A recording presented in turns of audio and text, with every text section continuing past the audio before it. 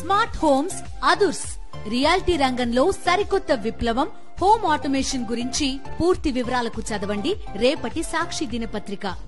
చంద్రబాబు సైతం విస్తుపోయేలా, చంద్రబాబు సైతం ఆశ్చర్యపోయేలా, లోకేష్ సైతం ఈర్ష్యపడేలా పవన్ కళ్యాణ్ ఓవర్ యాక్టింగ్ చేసేస్తున్నారని పొలిటికల్ సర్కిల్లో ఓ టాక్. జూలై 17న ఏఆర్ డైరీ సరఫరా చేసిన నెయ్యిలో కల్తీ జరిగిందని జూలై 23న రిపోర్ట్ వచ్చింది. వచ్చిన వెంటనే ఆ ట్యాంకర్లను తిప్పి పంపేశామని ఈవో శ్యామలరావు చెబుతున్నారు. లేదు ఆ కల్తీ నెయ్యిని పోర్టులోకి పంపించి లడ్డూలో కలిపేశామని చంద్రబాబు అంటున్నారు. కాదు లడ్డూల్లో ఆ కల్తీ నెయ్యి కలవలేదు, ఆ ట్యాంకర్లు రిటర్న్ వెళ్లిపోయాయని లోకేష్ చెబుతున్నారు. కల్తీ జరిగినా జరగకపోయినా, యానిమల్ ఫ్యాట్ ఉన్నా లేకపోయినా ఈ మొత్తం పాపం బాబుదే. జూన్ జూలైలో ఏఆర్ డైరీ నెయ్యి సప్లై చేస్తే అందులో కల్తీ ఉందని తెలితే వాటిని తిప్పి పంపిస్తే ఇందులో జగన్కి కానీ గత పాలక మండలికి కానీ ఏమైనా సంబంధం ఉందా?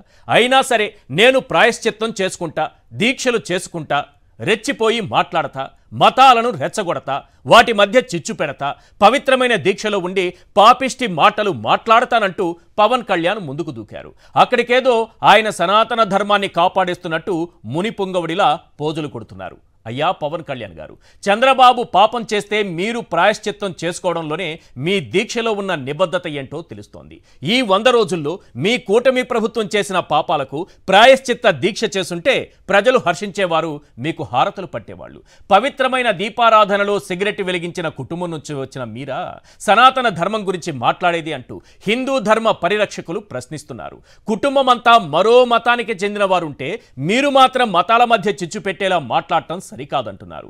ఆ వెంకటేశ్వరుని సాక్షిగా మిమ్మల్ని ప్రశ్నిస్తున్నారు. వెంకటేశ్వరుని పాదాలపై ఒట్టేసి ఈ 10 ప్రశ్నలకు సమాధానం చెప్పండి అని హిందూ ధర్మ పరిరక్షకులు ప్రజలు ప్రశ్నిస్తున్నారు. Right. Question number 1, AR dairy supply చేసిన కల్తీ నెయ్యిని తిరిగి పంపించేశామని టీటీడీ ఈవో అంటుంటే ఎందుకు ఈ దొంగ దీక్షలు బ్రో? క్వశ్చన్ నెంబర్ 2, కల్తీ నెయ్యి లడ్డూలో కలిపేశామని తన రాజకీయ లబ్ధి కోసం చంద్రబాబు మాట్లాడుతుంటే ప్రశ్నించకుండా ఎందుకు ఈ దొంగ దీక్షలు బ్రో? క్వశ్చన్ నెంబర్ 3, బాబు చేసిన పాపానికి ఏ ఆగమ శాస్త్రం ప్రకారం ఈ ప్రాయశ్చిత్త దీక్ష చేస్తున్నారో ప్రజలకు చెప్పకుండా ఎందుకు ఈ దొంగ దీక్షలు బ్రో? క్వశ్చన్ నెంబర్ 4, లింగమనేని కట్టిన టెంపుల్కి వెళ్ళి టీటీడీ నిర్మించిన ఏ ఒక్క శ్రీవారి ఆలయానికి వెళ్లకుండా ఎందుకు ఈ దొంగ దీక్షలు బ్రో? క్వశ్చన్ నెంబర్ 5, మసీదుల్లో చర్చిల్లో ఇలా జరిగితే అంటూ మత విద్వేషాలు రెచ్చగొట్టే వ్యాఖ్యలు చేస్తూ ఎందుకు ఈ దొంగ దీక్షలు బ్రో? క్వశ్చన్ నెంబర్ 6, భగవంతుడి దీపారాధనతో సిగరెట్ వెలిగించుకున్న మీ తండ్రి గారి విషయం మాట్లాడకుండా ఎందుకు ఈ దొంగ దీక్షలు బ్రో?